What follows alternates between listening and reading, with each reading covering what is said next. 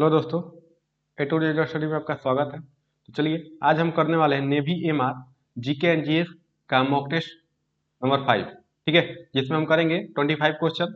Question करने से पहले एक इम्पोर्टेंट बात आपको बताना चाहूँगा। तो गाइज वो इम्पोर्टेंट बात ये था, अगर आप एनडीए एग्जाम की प्रिपरेशन कर रहे हो तो आज आपके पास एक डेट है जो कि लास्ट होने वाला है।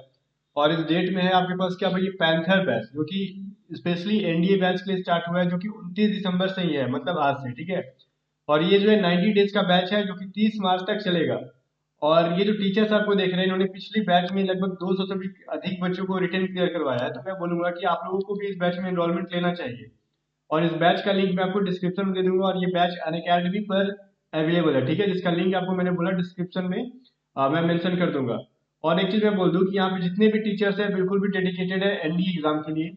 और ये मैं आपको सजेस्ट करूंगा कि एक बार जरूर यहाँ पे जाना चाहिए। और हाँ, आप इसका अगर सब्सक्रिप्शन लेना चाहते हो तो मे भी इसका फी आपको ज्यादा लगे, बट उसके फी को कम करने के लिए भी मैंने आपको उपाय कर दिया है। क्या भाई, तो जाहिर सी बात है जितना भी फी होगा उसमें आपको 10% का डिस्काउंट मिलेगा। कैसे? अगर आप referral code A to Z study use कर लेते हो तो। जैसे यहाँ पे आपको दिख रहा होगा ए टू जेड स्टडी, अब बोलोगे इसको यूज कैसे करना है, तो मैं वो भी आपको यहाँ पे बता ही देता हूँ।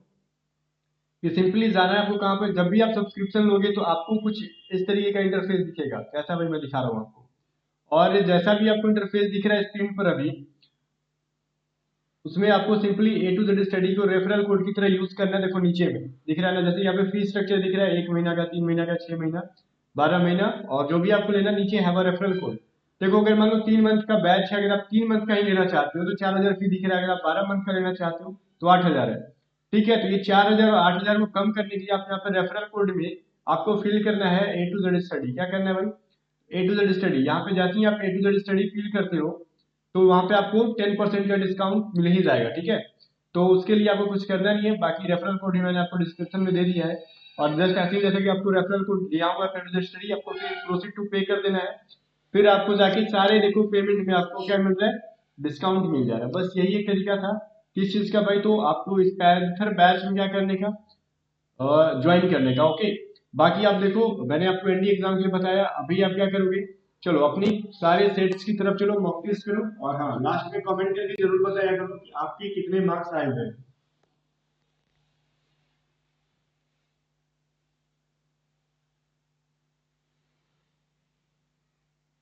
तो चलिए अब हम शुरू करते हैं अपना मॉक टेस्ट। ठीक है, तो देखिए अगला क्वेश्चन है हमारा कि एक्स किरणों की खोज किसने की थी। ठीक है, एक्स किरणों की खोज किसने की थी आप बताइए।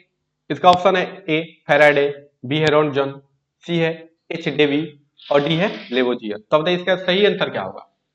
ठीक है, इसका जो सही आंसर होगा वो होगा हमारा ऑप्शन नंबर बी। ठीक है, इसका जो सही आंसर होगा वो होगा ऑप्शन नंबर बी, यानी रॉन्टजन। ठीक है, और इन्होंने एक्स किरण की खोज कब की थी? 1885 में। ये जो थे कहां के रहने वाले थे? ये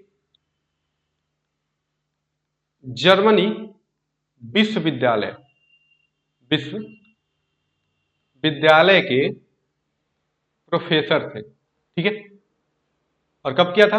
1885।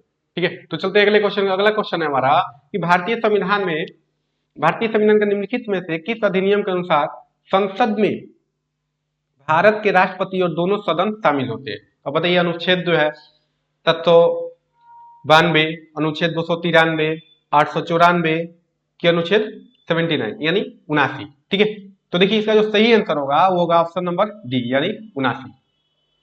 अनुच्छेद 79 में भारतीय संविधान के अनुसार संसद में भारत के राष्ट्रपति और दोनों सदन शामिल। ठीक है, भारत के राष्ट्रपति और दोनों सदन किस अनुच्छेद में शामिल है? तो अनुच्छेद 79 यानी ऑप्शन नंबर डी।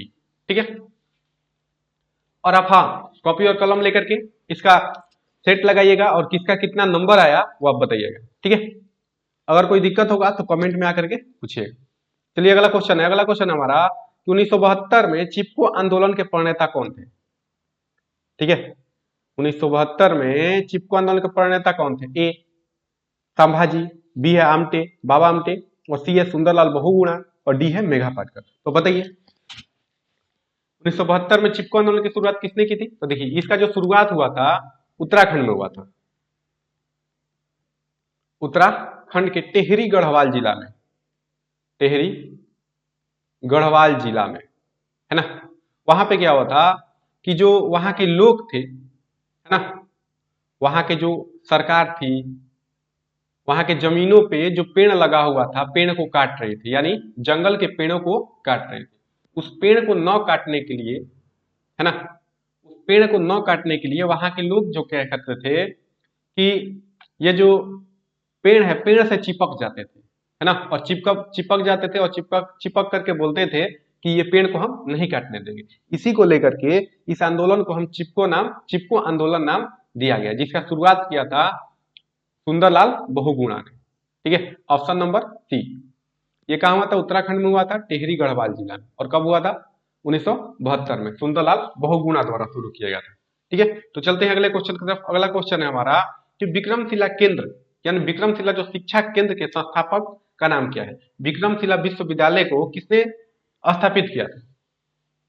ठीक है, तो अब बताइए। देखिए, इसका जो स्थापना हुआ था वो 8वीं सदी में हुआ था, 8वीं सदी में। ठीक है, 8वीं सदी में हुआ था। और किसने किया था? इसका स्थापना किया था धर्मपाल ने, है ना। आपने सुना होगा धर्मपाल के नाम। विक्रमशिला विश्वविद्यालय या विक्रमशिला जो केंद्र है उसके संस्थापक माना जाता है धर्मपाल को। इसका जो आंसर होगा वो होगा ऑप्शन नंबर सी। एक और क्वेश्चन आता है कि नालंदा विश्वविद्यालय की स्थापना कब हुई थी या किसने की थी? है ना, नालंदा विश्वविद्यालय, नालंदा विश्वविद्यालय का स्थापना जो हुआ था वो हुआ था कब? 415 से 454 ईस्वी में। ठीक है, और किसने किया था? इसका जो स्थापना किया था कुमार गुप्त ने किया था, कुमार गुप्त। नालंदा विश्वविद्यालय का स्थापना किया था कुमार गुप्त। तो चलते हैं अगले क्वेश्चन की तरफ। अगला क्वेश्चन है हमारा कि महावीर की माता का नाम क्या था? ठीक है, 5 नंबर क्वेश्चन है, महावीर की माता का नाम क्या था? ऑप्शन ए देवानंदी, बी है त्रिशला, सी है यशोदा, और डी है इनमें से कोई नहीं। अब बताइए इसका जो सही आंसर होगा वो क्या होगा? ठीक है, देखिए इसका जो सही आंसर होगा ऑप्शन नंबर बी, यानी Trishala.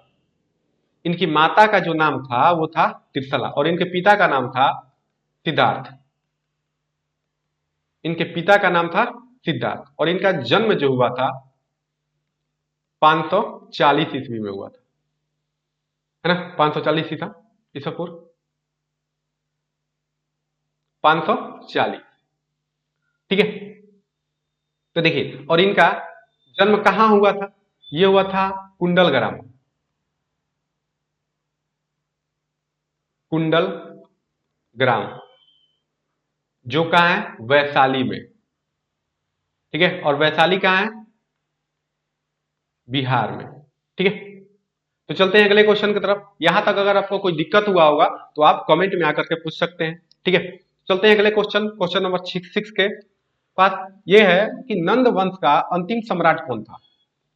Option A महापद Nand, B है धन नंद, कलाशोक, और इनमें से कोई नहीं। तो बताइए इसका जो नंद वंश का अंतिम संस्थापक कौन था? ठीक है, वो होगा ऑप्शन नंबर बी, यानी धनानंद।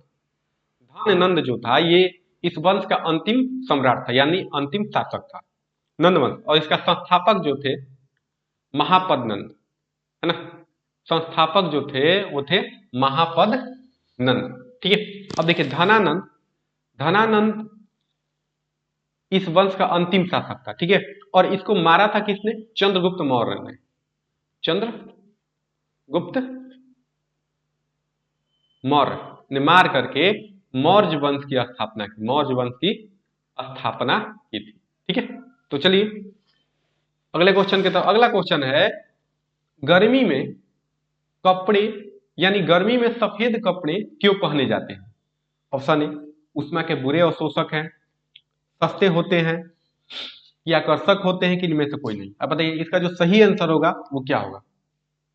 ठीक है, देखिए इसका जो सही आंसर होगा वो क्या होगा? ऑप्शन ए, यानी उष्मा के बुरे अवशोषक होते हैं। क्या होता है इसमें कि जब ज्यादा गर्मी होती है तो ये उष्मा को अवशोषित नहीं करते हैं, ये क्या करते हैं? उष्मा को परावर्तित करते हैं। परिवर्तित यानी जब ऊष्मा हमारे कपड़ों पर पड़ती है, सफेद कपड़ों पर, तो इसे क्या किया जाता है, ये क्या करती है, इसे लौटा देती है, ठीक है, इसे वापस भेज देती है। इसलिए हमें क्या होता है, ज्यादा गर्मी की अनुभव नहीं होता। इसलिए हम इसे कह सकते हैं कि ऊष्मा जो है, सफेद कपड़ा ऊष्मा के बुरे अवशोषक है, यानी अवशोषक नहीं है, क्या करते हैं, परिवर्तित। और काला जो है एक अच्छा अवशोषक है, क्योंकि काला कपड़े में क्या होता है, ज्यादा हमें गर्मी की महसूस होती है ना, काले कपड़े में ज्यादा गर्मी की महसूस होती है, ठीक है। अब चलते हैं अगले क्वेश्चन की तरफ। अगला क्वेश्चन है कि दाब बढ़ाने पर उसका गलनांक क्या होता है, ठीक है।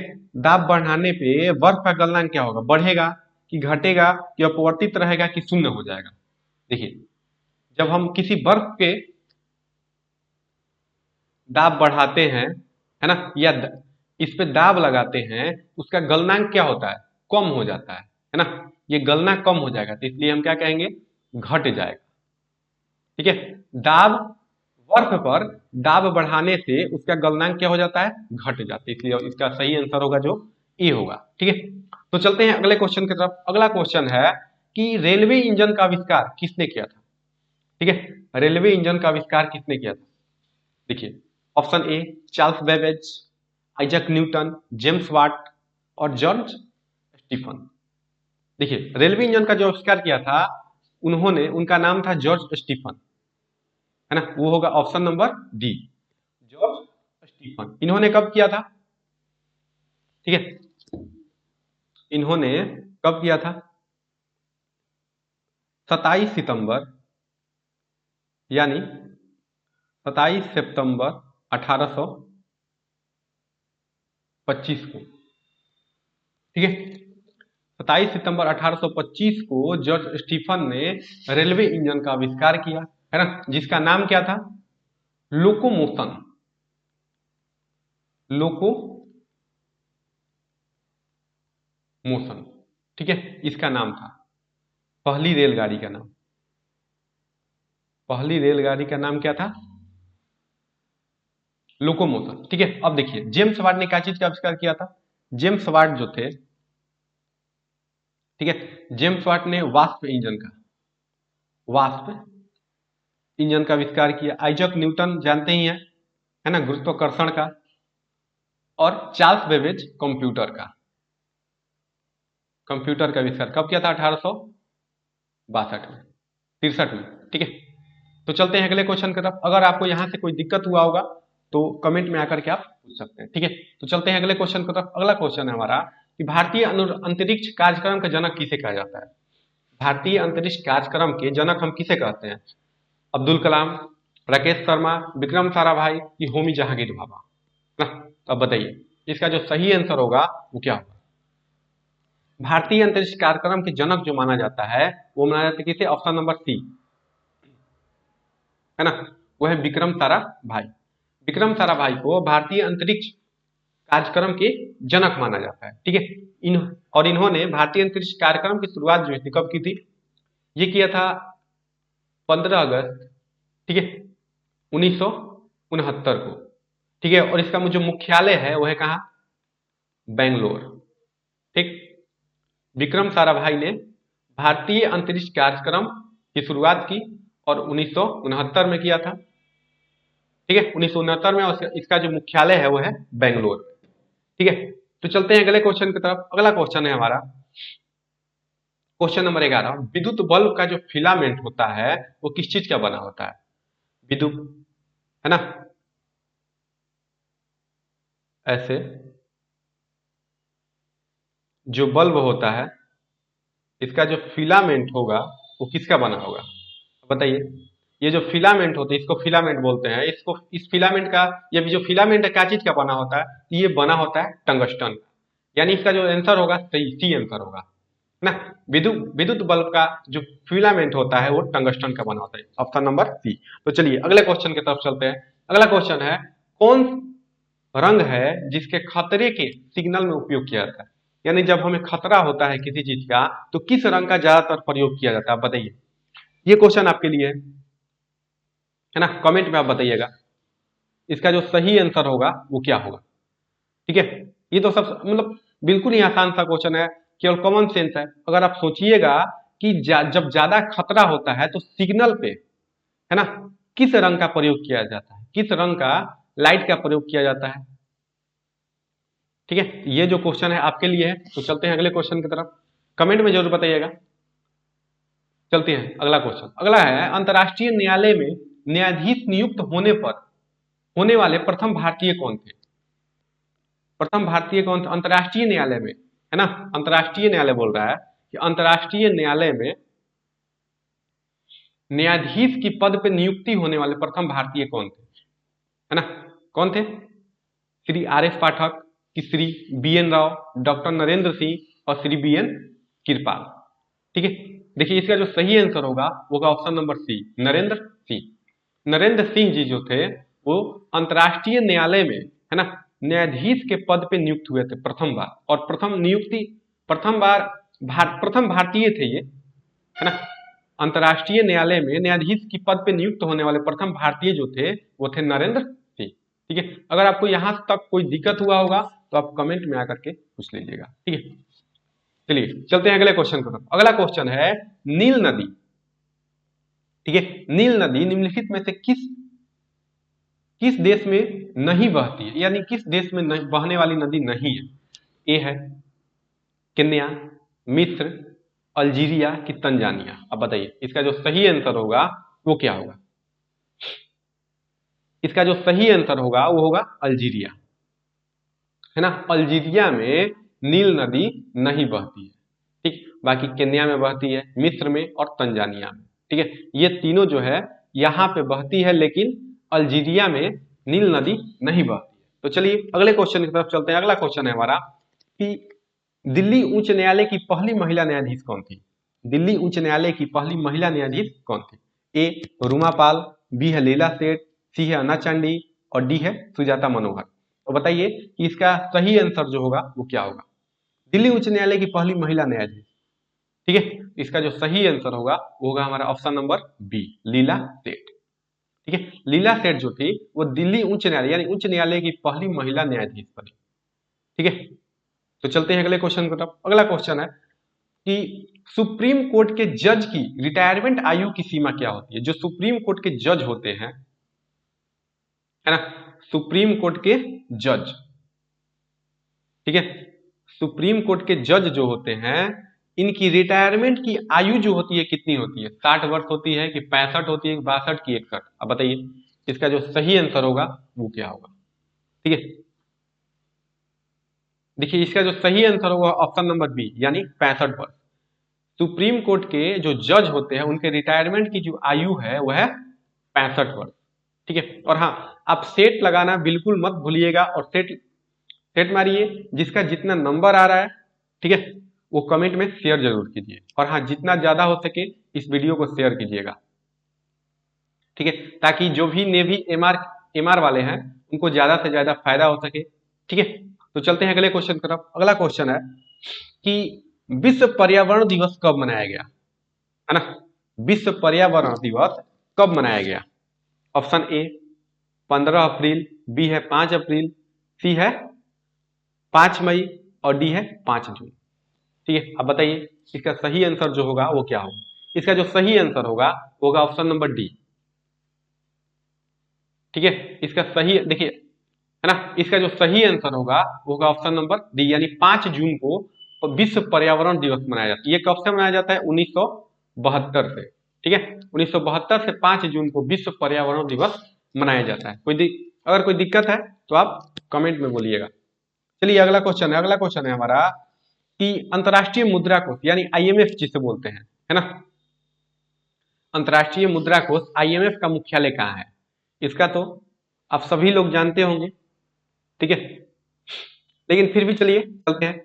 ऑप्शन ए है लंदन, बी है न्यूयॉर्क, सी है वाशिंगटन और डी है जेनेवा। तो बताइए इसका जो सही आंसर होगा वो क्या होगा। देखिए इसका जो सही आंसर होगा वाशिंगटन होगा।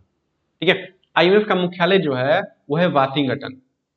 ठीक है, वाशिंगटन डीसी बोला जाता है, डीसी, और इसका जो स्थापना हुआ था 1944 में हुआ था। ठीक है, अंतर्राष्ट्रीय मुख्यालय का यानी अंतर्राष्ट्रीय मुद्रा कोष का मुख्यालय है वाशिंगटन, इसका स्थापना 1944 में हुआ। चलिए अगले क्वेश्चन की तरफ चलते हैं। अगला क्वेश्चन है कि रडार में किस प्रकार की तरंगे उत्पन्न होती है। ठीक है, रडार में किस प्रकार की तरंग उत्पन्न होती है? ए है विद्युत तरंगे, बी है विद्युत चुंबकीय तरंगे, सी है ध्वनि तरंगे, है ना, सी ध्वनि तरंगे, और डी है, और डी क्या है? उपयुक्त में से कोई नहीं। आप बताइए इसका जो सही आंसर है वो कौन सा है? इसका जो सही आंसर होगा वो होगा ऑप्शन नंबर बी, यानी विद्युत चुंबकीय तरंग। रडार है, रडार में किस प्रकार के तरंग का उपयोग किया जाता है? तो विद्युत चुंबकीय तरंग का उपयोग किया जाता है, इसलिए हमारा जो सही आंसर होगा वो होगा ऑप्शन नंबर बी। ठीक है, और रडार का उपयोग हम कहां करते हैं? वायुयान में, वायुयान में। ठीक है, वायुयान में हम रडार को लगाते हैं। ठीक है, रडार का प्रयोग किया जाता है। अब चलते हैं, अगला क्वेश्चन है। अगला क्वेश्चन है हमारा कि डायनामाइट के आविष्कार निम्नलिखित में से कौन है? आइंस्टीन ने किया था कि न्यूटन ने किया था कि अल्फ्रेड नोबल ने किया था कि मैडम क्यूरी ने किया था? तो बताइए इसका जो डायनामाइट का आविष्कार जो है किसने किया? देखिए डायनामाइट जो है एक विस्फोटक पदार्थ है ना, एक विस्फोटक पदार्थ है। इसका विस्फोट मतलब विस्फोट करना होगा तो इसका प्रयोग किया जाता है। ठीक है, और नाभिकीय रिएक्टर में ज्यादातर प्रयोग किया जाता है। सॉरी, ये जो है विस्फोटक है ना। चलते हैं क्वेश्चन की तरफ। क्वेश्चन जो है डायनामाइट के आविष्कार निम्नलिखित में से किसने किया था? तो ये है। अब बताइए इसका जो सही आंसर होगा क्या होगा? इसका जो सही आंसर होगा वो होगा अल्फ्रेड नोबल। ठीक है, यानी अल्फ्रेड नोबल ने क्या किया था? डायनामाइट का आविष्कार किया था। ठीक है, और डायनामाइट जो है एक प्रकार का विस्फोटक पदार्थ है। ठीक, अब चलते हैं अगले क्वेश्चन की तरफ। अगला क्वेश्चन है कि घात करो और छिप जाओ नाम के विख्यात विषाणु कौन है ना? एक ऐसा विषाणु है जिसका नाम है, मतलब जो क्या करता है, घात करता है और छिप जाता है, तो उसका नाम बताना है, उस वायरस का नाम क्या है? ए है RSV, बी है डाम्बेर विषाणु, और सी है HIV, और डी है में कोई नहीं। इसका जो सही आंसर होगा वो होगा ऑप्शन नंबर ए, है ना, यानी RSV, घात करो और छिप जाओ। घात करो और छिप जाओ का जो विषाणु है उसे हम RSV के नाम से जानते हैं। ठीक है, मैं ऐसा करता हूं यहां तक आपको कोई दिक्कत नहीं होगा और आप लोग सेट लगा रहे होंगे। ठीक है, और जिसका जितना नंबर आएगा वो जरूर शेयर कीजिएगा ताकि हमें ये पता चले कि जो ये चल रहा है क्या वो सही चल रहा है। ठीक है, चलते हैं अगले क्वेश्चन की तरफ। अगला है सामान्य मानव नेत्र का दूर बिंदु क्या होता है? ए है ऑप्शन ए 25 सेंटीमीटर अनंत, और सी है 25 मिलीमीटर, ठीक है, और डी है 25 मीटर। अब बताइए इसका जो सही आंसर होगा वो क्या होगा?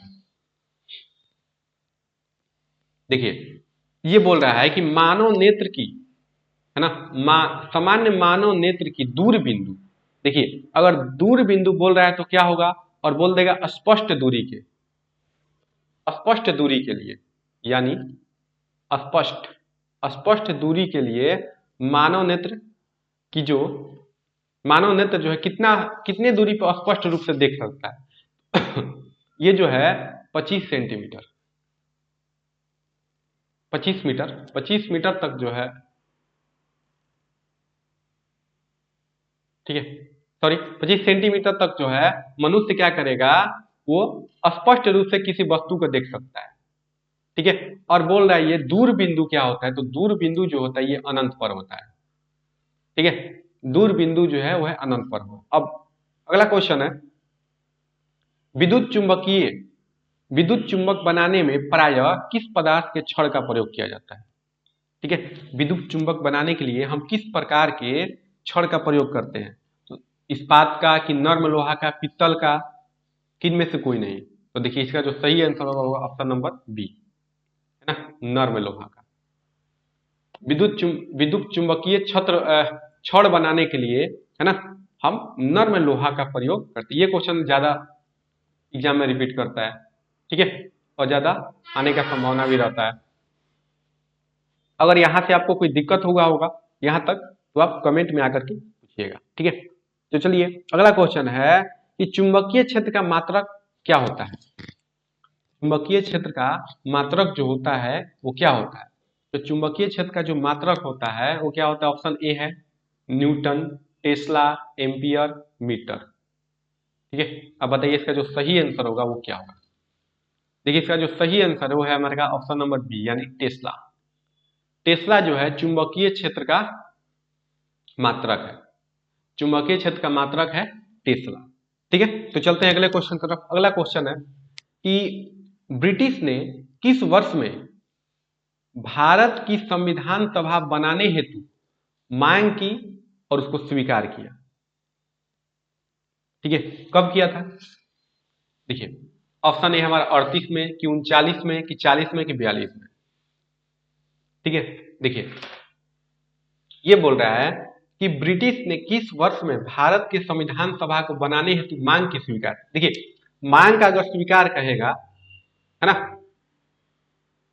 इसके अनुसार, इस क्वेश्चन के अनुसार ना, मांग की स्वीकार किया था 1940 में, यानी हमारा जो ऑप्शन सी होगा वो सही होगा। 1940 में है ना संविधान सभा को बनाने हेतु मांग की स्वीकार की गई थी।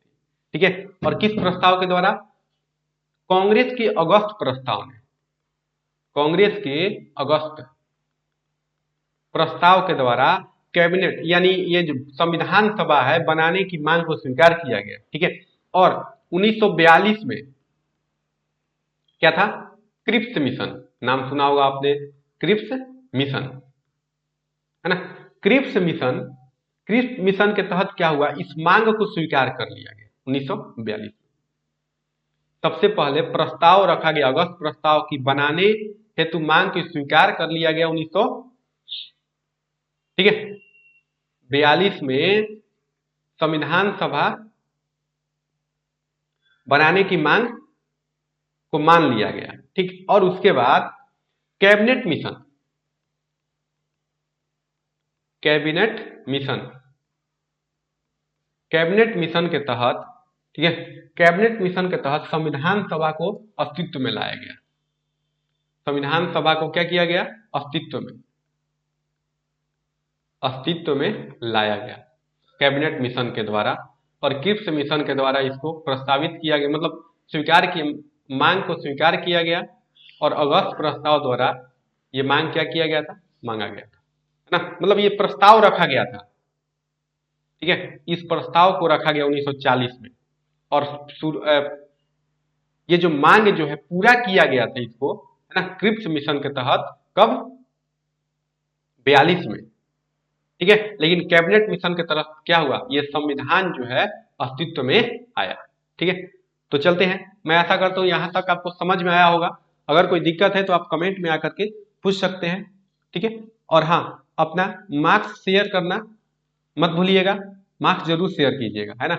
और जितना ज्यादा से ज्यादा हो सके इस वीडियो को शेयर कीजिए, ताकि जो नेवी एमआर के लड़के हैं, बच्चे हैं, उनको ये सेट उपलब्ध हो पाए। ठीक है, तो चलिए आज के लिए बस इतना ही, फिर मिलते हैं कल अगले क्वेश्चन में।